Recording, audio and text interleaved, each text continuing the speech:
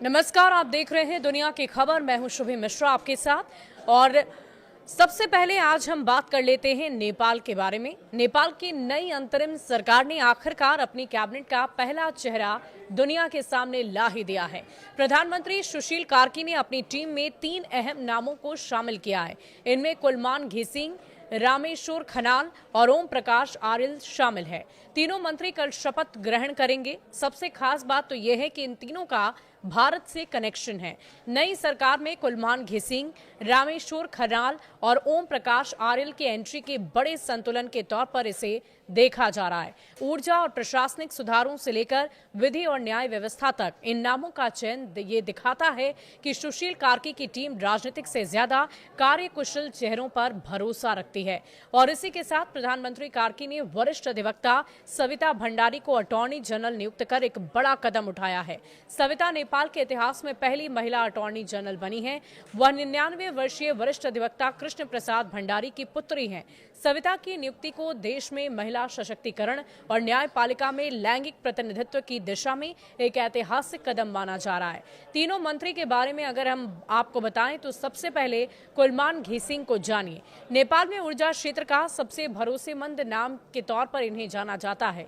वे Nepal electricity authority NEA के कार्यकारी निदेशक भी रह चुके हैं और देश को लोड शेडिंग मुक्त बनाने का श्रेय भी उन्हें ही जाता है। घिसिंग ने तकनीकी दक्षता और पारदर्शिता से ये कर दिखाया है कि ईमानदार नेतृत्व के जरिए जनता के जीवन में बड़ा बदलाव लाया जा सकता है।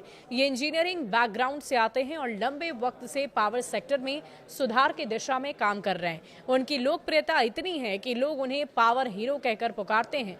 नई सरकार में उनका मंत्री बनना इस बात का संकेत है कि सुशील कार्की ऊर्जा और इंफ्रास्ट्रक्चर सुधार को प्राथमिकता देने जा रही हैं। घिसिंग ने भारत में पढ़ाई की है। खासकर झारखंड के जमशेदपुर शहर में रीजनल इंस्टीट्यूट ऑफ टेक्नोलॉजी से उन्होंने इलेक्ट्रिकल इंजीनियरिंग की पढ़ाई की थी। दूसरा नाम रामेश्वर खनाल, इकोनॉमी एक्सपर्ट हैं। रामेश्वर खनाल नेपाल सरकार के पूर्व वित्त सचिव रह चुके हैं। उन्हें आर्थिक नीति और राजस्व सुधारों में विशेषज्ञ माना जाता है। कराधान और बजट प्रबंधन में उनकी गहरी समझ ने नेपाल की वित्तीय व्यवस्था को कई बार संकट से उबारा है। खनाल ने पारदर्शी आर्थिक तंत्र और संस्थागत सुधार पर लगातार काम किए हैं। ये अंतर्राष्ट्रीय स्तर पर भी नेपाल का प्रतिनिधित्व कर चुके हैं और निवेश आकर्षित करने में उनकी अहम भूमिका रही है। नई सरकार में उनकी एंट्री इस बात का संकेत है कि कार्की वित्तीय स्थिरता और आर्थिक पुनः निर्माण पर फोकस करना चाहती हैं। उनका प्रशासनिक अनुभव सरकार को नीति निर्धारण और संसाधन प्रबंधन में मजबूती देगा। वे लंबे समय से नेपाल के वित्त और प्रशासनिक सेवा में सक्रिय रहे हैं, लेकिन भारत के लोगों के साथ उनका दशकों पुराना रिश्ता है। अब बात करते हैं ओम प्रकाश आर्याल। कॉन्स्टिट्यूशन के मास्टर ओम प्रकाश आर्याल नेपाल के जाने माने वरिष्ठ अधिवक्ता और मानवाधिकार कार्यकर्ता हैं। वे सुप्रीम कोर्ट में कई ऐतिहासिक मामलों की पैरवी कर चुके हैं और संविधान में लोकतांत्रिक मूल्यों के मजबूत पैरोकार रहे हैं। आर्याल का नाम न्यायपालिका में पारदर्शिता, जवाबदेही और सुधार के लिए लिया जाता है। उन्होंने भ्रष्टाचार के खिलाफ भी कई बार अदालत में जनहित याचिकाएं दायर की। उनका ये मानना है कि कानून और संस्थाओं की मजबूती ही लोकतंत्र को स्थिर रख सकती है। मंत्री के तौर पर उनकी ये नियुक्ति ये दिखाती है कि सरकार कानून के राज और न्यायिक सुधार को अहमियत दे रही है। उनकी मौजूदगी से नागरिक अधिकारों और पारदर्शिता के एजेंडों को मजबूती मिलेगी। इनका भारतीय कानूनविदों और सरकारी अफसरों के साथ अहम रिश्ता रहा है। आंदोलन के दबाव से बनी अंतरिम सरकार। गौरतलब है कि हाल ही में हुई जेनजी आंदोलन के दबाव के चलते सुशीला कार्की को अंतरिम प्रधानमंत्री बनाया गया है। इस आंदोलन ने राजनीतिक ढांचे में बड़े बदलाव की नींव रखी है।